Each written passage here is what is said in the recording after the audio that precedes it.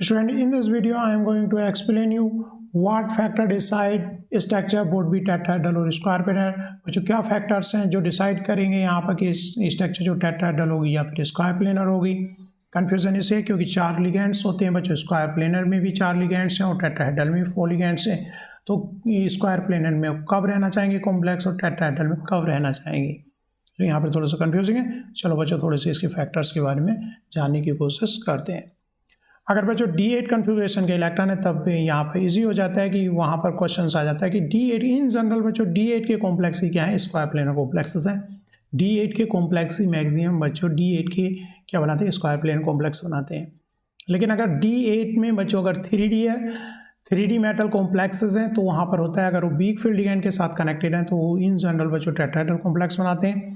और अगर strong field ligand के साथ 3D का मेटल जैसे कि निकल हो गया स्ट्रॉन्ग फील्ड लिगेंड के साथ कनेक्टेड है तो बच्चों वो स्क्वायर प्लेनर ज्योमेट्री बनाते हैं। लेकिन अगर कॉम्प्लेक्स कैसे हैं बच्चों 4D या 5D मेटल है तो वो इन जनरल बच्चों क्योंकि स्ट्रॉन्ग फील्ड हो जाता है इसमें और वो in general square planar complex ही बनाते हैं। तो यहाँ पर क्या क्या बताया बच्चों, अगर पहला तो क्वेश्चन मैंने बताया D8 के कॉम्प्लेक्स ही स्क्वायर प्लेनर बनाते हैं, उसमें बच्चों आ जाते हैं मेटल 3D के या फिर आ जाते हैं 4D और 5D के। तो 3D मेटल में दो चॉइस, वीक फील्ड के साथ बच्चों टेट्राहेड्रल बनाते हैं, स्ट्रॉन्ग फील्ड के साथ स्क्वायर प्लेनर बनाते हैं। और 4D और 5D का अगर मेटल है तो वो in general square planar geometry ही बनाता है। जैसा कि हम पहले भी बच्चों यहाँ क्रिस्टल फील्ड थ्योरी में हम जानते हैं 4D और 5D के मेटल क्या होते हैं, स्ट्रॉन्ग फील्ड रहते हैं। कैसे होते हैं, लो स्पिन कॉम्प्लेक्सेस होते हैं। आगे देखते हैं बच्चों, इसमें और रीजनिंग हम जानने की कोशिश करेंगे क्या क्या मैटर है। Although the tetrahedral arrangement of 4 ligand is least sterically demanding arrangement, some complex exist with 4 ligand in an apparently high energy square planar arrangement। बच्चों इसका मीनिंग क्या है, इसको यहाँ पर हम समझने की कोशिश करेंगे। स्क्वायर प्लेनर जो अरेंजमेंट है बच्चों वो क्या है, स्टेरिकली डिमांडिंग अरेंजमेंट है। स्क्वायर प्लेनर में बच्चों ये 4 लिगेंड्स एक ही प्लेन में लगेंगे तो ज़्यादा स्टेरिक रहेंगे।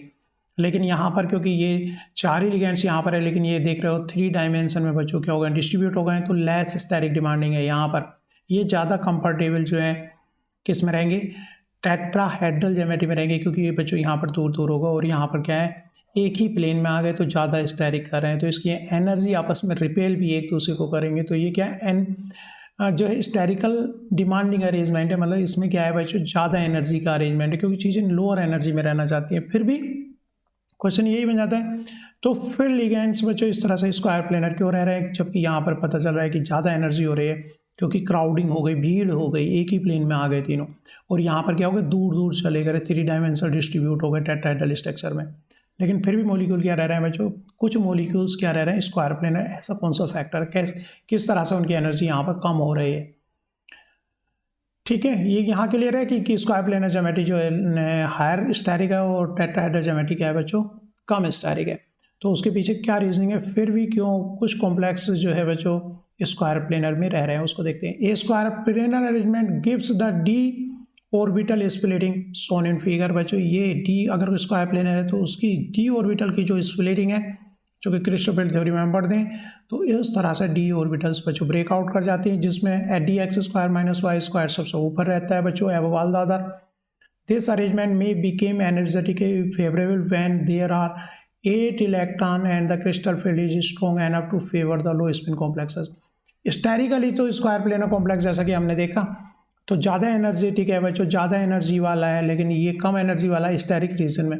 लेकिन इसमें जब डी ऑर्बिटल में जब इलेक्ट्रॉन की फीलिंग की बात आएगी तो इसमें क्या हो जाता है, स्प्लिटिंग हो जाती है। स्प्लिटिंग होने से बच्चों ऑर्बिटल को जो है चांस मिल जाता है लोअर एनर्जी में रहने का। तो ओवरऑल इलेक्ट्रॉनिक फीलिंग से यहाँ पर क्या हो गया, मॉलिक्यूल स्टेबल हो गया क्योंकि उसकी डी ऑर्बिटल की स्प्लिटिंग इस तरह से हुई है। यहाँ होने से बच्चों इलेक्ट्रॉन को नीचे D8 इलेक्ट्रॉन है तो यहाँ तक फिलिंग करेंगे और 2 इलेक्ट्रॉन्स तो ऊपर मतलब नहीं फिल कर रहे हैं। तो D8 वाला जो है स्ट्रक्चर है उसमें इलेक्ट्रॉन काफ़ी स्टेबल लोअर एनर्जी में चले जाते हैं। In this configuration electronic stabilization energy, तो इसको स्टेरिकली तो ज़्यादा एनर्जी है लेकिन इलेक्ट्रॉनिक स्टेबलाइजेशन एनर्जी इलेक्ट्रॉन जो लोअर एनर्जी में भरे जा रहे हैं क्योंकि उसकी स्प्लिटिंग की वजह से।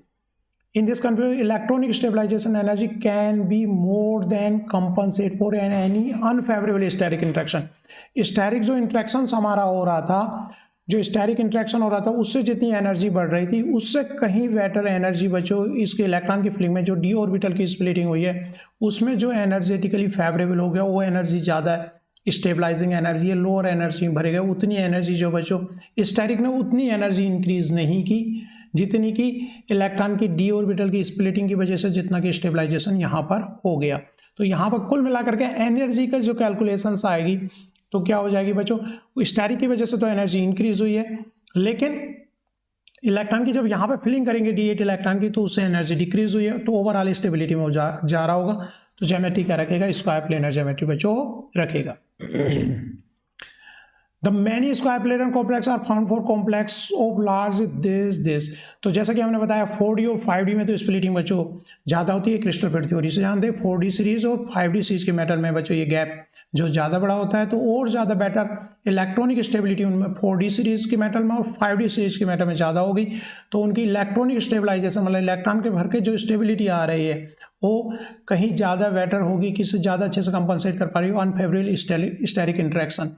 जो स्टेरिक से उसकी एनर्जी बढ़ रही है उसके कंपैरिजन में स्टेबलाइजेशन एनर्जी 4D और 5D में तो बेटर होगी।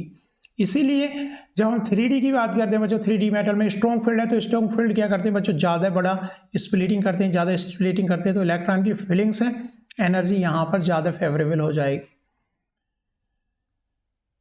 By contrast small 3D series के metal complex such as this जब बिग फील्ड लिगैंड लगे हुए हैं with X halogen are generally tetrahedral है। बिकॉज इसका रीजन क्या है बच्चों, क्योंकि ligand field splitting parameter is generally quite small. क्योंकि ये जो स्प्लिटिंग है बच्चों टेट्राहेड्रल के अंदर वो कम होती है, स्प्लिटिंग कम होती है तो इसका मतलब इलेक्ट्रॉनिक स्टेबिलिटी इतनी अच्छे से नहीं आ पाएगी। तो स्टेरिकली जो एनर्जी है वो बढ़ना नहीं चाहिए, इतना बेटर स्प्लिटिंग उसकी जो है बच्चों, ठीक है। यहाँ पर small 3D series metal complex such as this with X halogen generally tetrahedral because the ligand field splitting parameter is generally quite small and will not compensate sufficiently for the unfavorable steric interaction। जब electron इतने अच्छे से stability में नहीं जा रहे हैं तो अनफेवरेबल जो स्टेरिक इंट्रैक्शन होगा स्क्वायर प्लेनर में उसको वो कंपनसेट नहीं कर पाएंगे, उससे बड़ा फैक्टर और नहीं बन पाएगा। तो वो क्या करना चाहेंगे बच्चों, और स्टेरिकली लेस स्टेरिक रहना चाहेंगे, मतलब किसमें रहना चाहेंगे, टेट्राहेड्रल ज्योमेट्री में लेना चाहेंगे अगर वो किसके साथ है, वीक फील्ड के साथ है। Only when the ligand is high in spectrochemical series is the ligand field larger enough to result in formation of square planar complex। 3D के साथ में अगर वो स्ट्रॉन्ग फील्ड लिगैंड है तो उसकी CFSE काफ़ी ज़्यादा होगी तो इलेक्ट्रॉनिकली काफ़ी स्टेबल होंगे स्क्वायर प्लेनर में हो।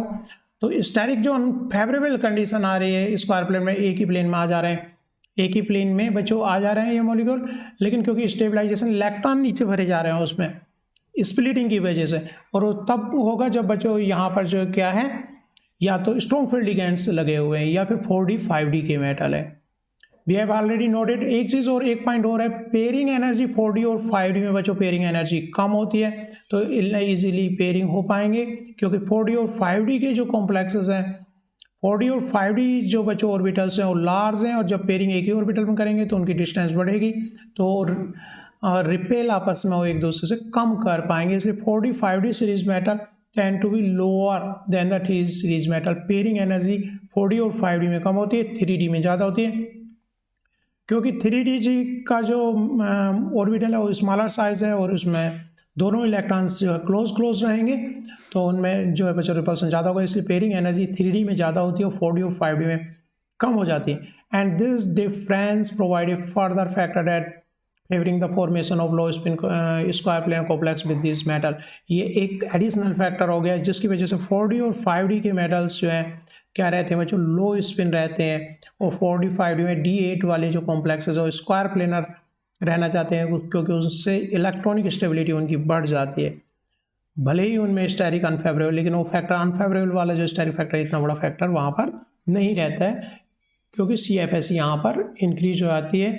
बच्चों यहाँ पर एक क्वेश्चन लेते हैं, why PdCl4 is diamagnetic and NiCl4 negative is paramagnetic. PdCl4 diamagnetic क्यों है और ये जो है बच्चों पैरामैग्नेटिक क्यों है, क्योंकि PdCl पर जो मेटल आ गया है ये आपका 4D सीरीज का आ गया है और निकल 3D सीरीज का वीक फील्ड के साथ है तो ये कॉम्प्लेक्स क्या रहेगा, टेट्राहेड्रल होगा और ये कॉम्प्लेक्स क्या होगा, स्क्वायर प्लेनर कॉम्प्लेक्स होगा। तो इलेक्ट्रॉन की जो फिलिंग करेंगे यहाँ पर स्क्वायर प्लेनर में करोगे तो क्या आगे बच्चों सारे पेयर्ड होंगे, और यहाँ पर जब टेट्राहेड्रल में D8 का करोगे तो क्या रहेंगे 2 अनपेयर्ड इलेक्ट्रॉन होंगे। इसे NiCl4 क्योंकि टेट्राहेड्रल स्ट्रक्चर है तो इस तरह से इलेक्ट्रॉन की फिलिंग की जाएगी, इसमें 2 अनपेयर्ड इलेक्ट्रॉन होंगे और इसमें क्या होगा बच्चों डायमैग्नेटिक होगा। थैंक यू बच्चों।